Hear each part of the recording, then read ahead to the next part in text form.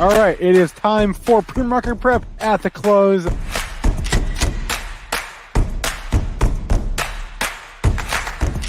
Three consecutive highs, opened, matched yesterday's low, and then once it took out there, that's all the breakout momentum traders needed. Good afternoon, everybody. Welcome to pre-market prep at the close. Spencer Israel, Joel Elconin with you for the last half hour of today's session. Joel, we were all saying in the office today feels like a Friday. You getting that vibe as well? Slow day. It is. It's going to be a Friday tomorrow. I mean, I think if it wasn't for the jobs number tomorrow, I think Wall Street would be completely shut down for the 4th of July holiday. But with the jobs number falling tomorrow morning, well, and who needs to be at their job nowadays, right? Doesn't everybody work remote, trade remote? So the markets are still there. Good day in the S&Ps as we speak. 3 ticks off the high of the session. We only went red just for a tad around 7 a.m. this morning at when we went to 86, and boy, oh boy, 2.5 points below the close. That's all they gave you on the downside.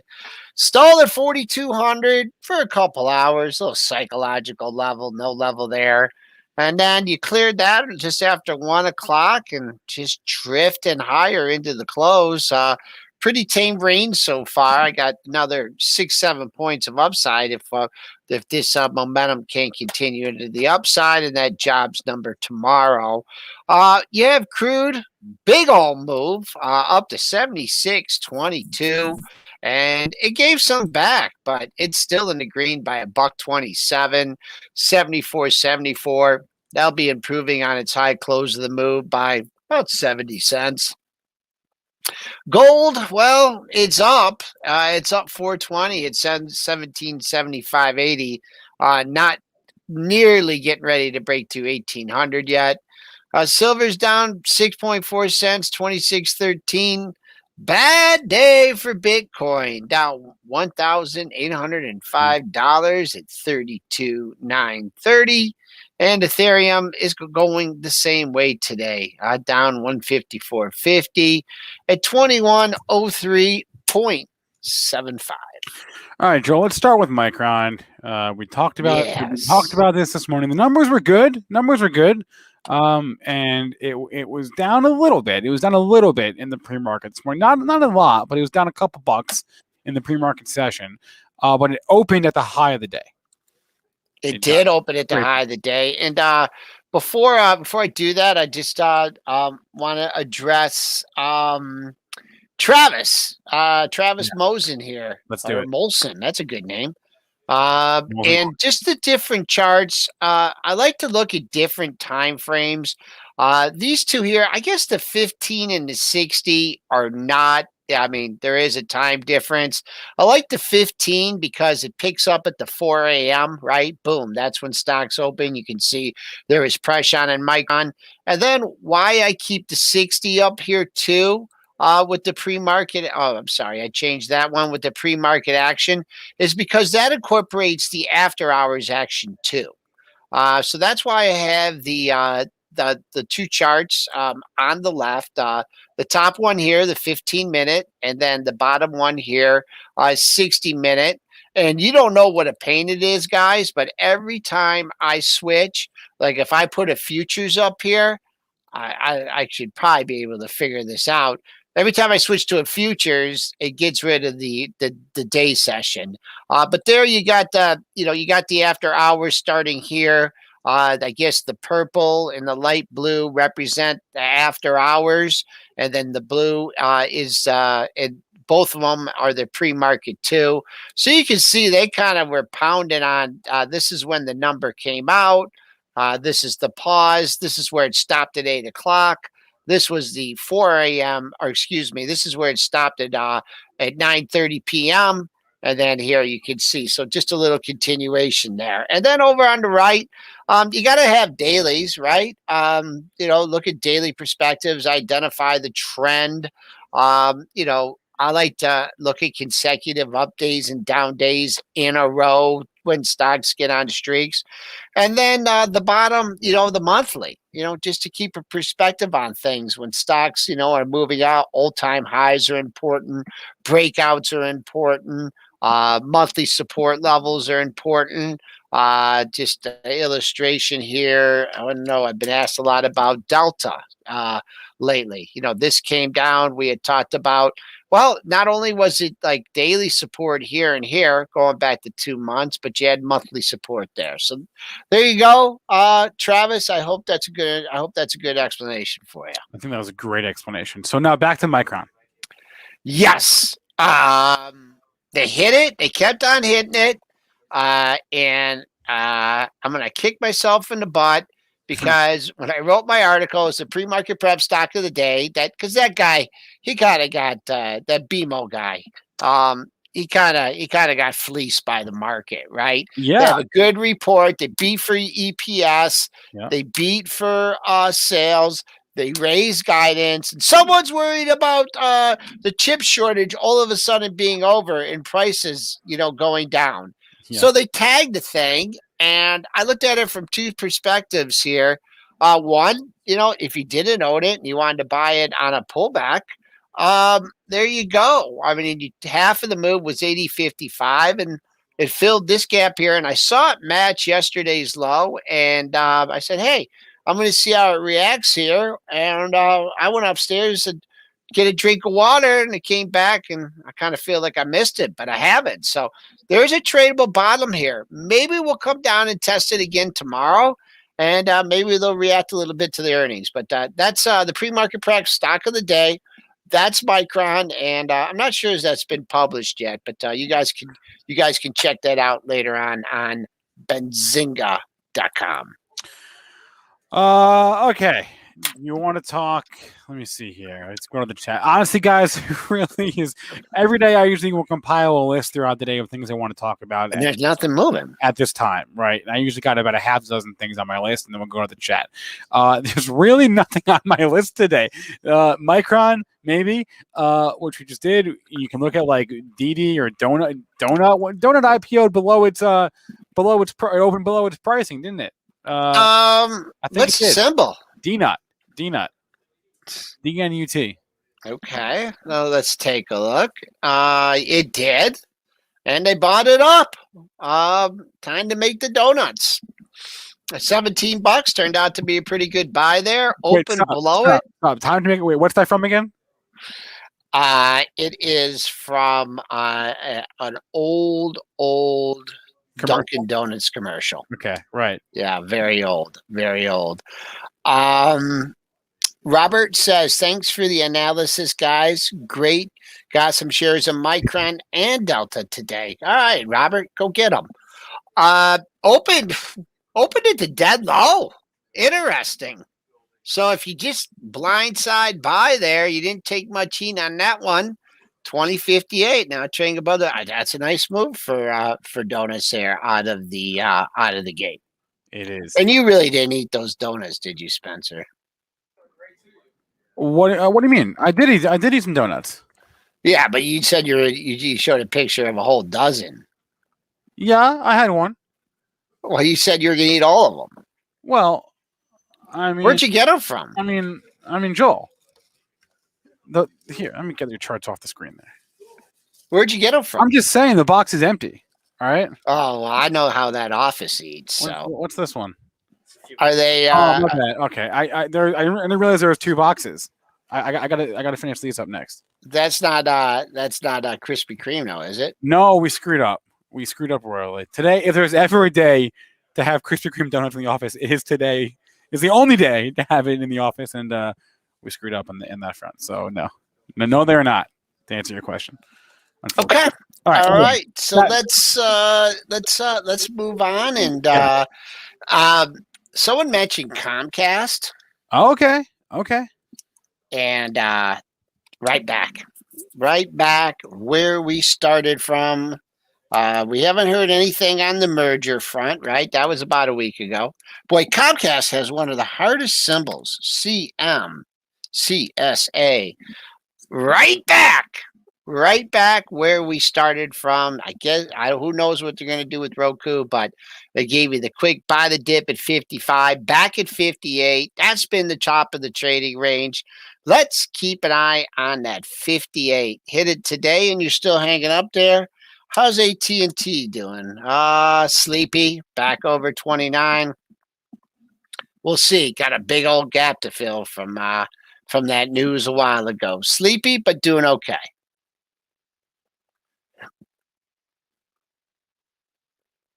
I'm on mute, Spencer. On any given day, energy is either the leader down or the leader up. Today it's the leader up. Yeah, but that crude move. I mean, when are you going to get a $2+ rally in crude? Wait. What did OPEC say? OPEC says they says we're making money. Wait. The new OPEC baseline is at 3.8 million barrels a day. Would let the UAE pump an extra 700K barrels a day into the market. They're delaying the meeting until Friday. They delayed the meeting until Friday. That was out a couple hours ago, hour and a half ago. Okay, fantastic. No OPEC decision, as if that matters. The market seems to think that whatever OPEC says is going to be good. So, I don't know. Weird day. Look at CVX. 3 lows at 104. Gap and go on the oil today. Now that's accordion chart there. I don't know what to tell you about this one. Trading range, but it's a big one. 110 to 112, and it's smack dab in the middle. Spruce hit 1075. 2.5 points off it. Not sure if we have any imbalances here or not, but just drifting a little bit lower here. 2.5 points to the high. Nothing certainly to be worried about. I don't see anything. I don't see anything notable. Okay, let's go to the chat. Anyone? Haven't looked at Sealy for a while, Joel. TPX. Zachary. Okay, Zachary. TPX. Why is Tempur Sealy up 6% today? Great question. I don't know. Breakout? Let me look. Let me look and see. Do we have news? We do not have news. No press releases, no filings, no nada. Reddit? That would be interesting. You when in doubt, assume that, but I can't say for sure. Double top. People got caught. Just how many times you see, the double top, 39, 36, 42, boom, open right there. Had a little gap there. And I don't know what the short interest is in this one. Pretty good volume today, but just clearing it. And then eventually you took out the all-time high. So that's what I would do. Will PayPal bounce back to next month? I assume that means next. Wait. This month. Will it bounce? Will it bounce back next month? Well, bounce back to what? Let's see. That's we're not a pretty good run. Bounce back. Yeah. I see. This is where bounce back to what? You just went up. This is $40. Yeah. This is where I don't get aggravated, but this is where people say, well, PayPal hit 298.01 or 296.01. That's an all-time high. It's at 288. I just lost $8. All-time high is 309. But okay. You did. Oh, is it all? Is it? Oh, okay. You're right. Good catch there. Well, whatever. Yeah. The principle still stands. Yeah. You know what's important? Let's. This is the month turn, and it's not. It's kind of a turn for the worse here. 96.01. So unless you get back above there, I had a bad day. I don't know if it's crypto or what's getting at today. Excuse me. I know tech is having a little bit of a rough day, but not a good start to the month. That close, I mean, that thing right now, Praveen, you want to see us get back over that close, that month-end close at 291.48. The high was right in that area. So that, I don't know. I'd say until you get back over there and challenge at 296, I don't know. This might not be first day of the month. We'll see how it portends for the rest of the month. And let's see here. If there's a few more tickers dropped in the chat, let's try to cover one that we don't usually talk about. Did we talk about CVS? And I know you mentioned it. Yeah, did you stay? Oh man, they kick Walgreens. Did you Oh see yeah, what they I did? saw Walgreens. I didn't see CVS. Yeah, I definitely yeah. saw Walgreens. Yeah, so boy oh boy, they just it looked kind of tame. I think it actually hit 54.50 in Yeah. the pre-market trading, and then it leaked the buck. When we were covering it to show, it already had leaked the dollar, and that wasn't a good sign. Did I have any idea that it was gonna get cracked like this? Absolutely not. You did come into 48, and boom, the last daily low on my chart I had here 47.86. You got the 48.03 expanded range day. Is that the bottom? I don't know, but it's definitely a good level. Good level to lean on. Now you bounced 86 cents, and then you'll kind of see tomorrow. Some people are like, "Oh, I should have sold it. Oh man, I can't believe I didn't sell it when it's 50." And then you get a little pullback. But I think when you bounced off what potentially is a double bottom, I think you buyers sneak in. Maybe I don't think you crash down to 48 tomorrow. I don't know if you get another look at it. So victim, is CVS here, and that already had been backing off since 90. Oh, this chart looks kind of scary here because you had a gap and go, and you had an 81.50 low. Your currently low is 81.96. So I just don't like. I don't go up quickly through an area, come down quickly through an area. So mark your alert there for 81.50. You lose 81.50. I think you got some more downside there in CVS. I tell you, the one I drive by on Maple. Yeah. There's nobody ever there. I mean, nobody. I think everyone's doing it online, right? There's so many. Joel. There's so many locations. Both of them. There's like 4 of each within 5 miles of me. It's insane. Yeah, I know. They got to think of it really, and then people can, you can do it online too. So I know.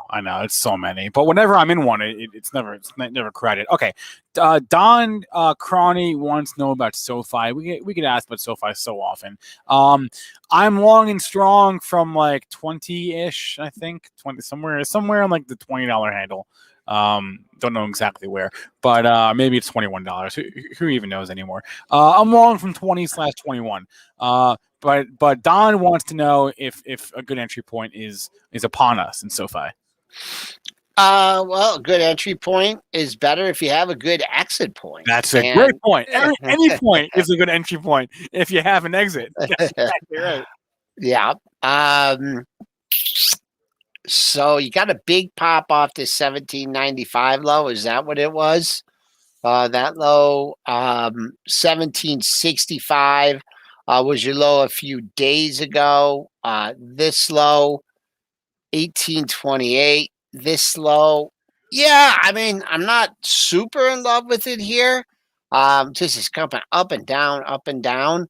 But if you're comfortable, holding it, beyond this point right here, which is 1775. If you're comfortable risking 30-40 cents there, yeah, definitely could turn up. What I'd rather see is like this move was just a little bit too much, but maybe if you could just consolidate here, put a few more, like maybe one of these patterns, or at least two lows in the same area. Gave back over half of that crazy move. That was back above 20. So if you want to buy it on strength, maybe find that 50% level and let it get above and hold it. If you want to take a shot here, you could get some more pretty good downside here after if it takes out 1775. Oh boy, this one's a tricky one. So which one? Oh, okay. Do we want to bring it up? Spencer says it's a tricky one, then it's a tricky. Do I want to bring? Yeah, all right. It's got heavy volume. CTXR. What was the catalyst? What was the news they had? I mean, it was obviously some bad data, right? Citius Pharmaceuticals. CTXR. there was a headline this morning. They announced a recommendation by an independent data monitoring committee to continue on a phase 3 trial as planned. I guess the implication, if you go back a couple weeks, are they had some bad trial news. Anyway, the question at hand here is Jason B. Is in from much higher, shall we say? I don't know exactly where. Jason B, we can't tell you when is a good or is not a good time to get out, but only you know that. Only you know that. That being said, Joel, is there any level of support here? Well, I don't know what your original plan was, but there is. I mean, you can look at the support on the charts, and Yeah. you can think what you want. 250. I mean, that's the area. 245, 245, 248. Looks like this company has kind of had a history. I mean, I hope this is a reverse stock split. I don't even know how. Yeah, it wasn't over 35K. That's what? that. Yeah, I got 35. Okay. Yeah. So let's see what happens at 250. Hope it holds there. And gets a base. You had that one up day. Could get a couple bounces here, but I'll give you a range here. 230 to 250. I see that 231 low. So see if buyers, maybe put one of these formations in here. But if you get the news in this one, it had the run in the pop. So that's a tough one. See what it does here. See if it can hold the support. I have a question for you, Elmano 2000. He's asking if you could look at GRAY. Elmano, can you explain to me why gray gets so much attention? This is one of the worst. It is the 4th worst performing stock in the U.S. this year. There are only 3 stocks that have done worse than this one in the entire NYSE NASDAQ universe, okay? Why does GRAY get so much attention? Why does it have these days where it has 20 million shares, 4 million, 22 million shares traded 3 days ago? Why? Elmano 2000, enlighten me. Man, sell the pop near 7 would be my recommendation. If you believe in trading ranges, then you're really coming to that area where it has been the bottom of the trading range. So support in this whole area. It was support for several days between 470 and just above 5. So maybe that's like the Reddit range. They load up at 5 and get it out at 7, but it's in a trading range from 5 to just under 5 to 7. The spikes have been sold, not a good thing.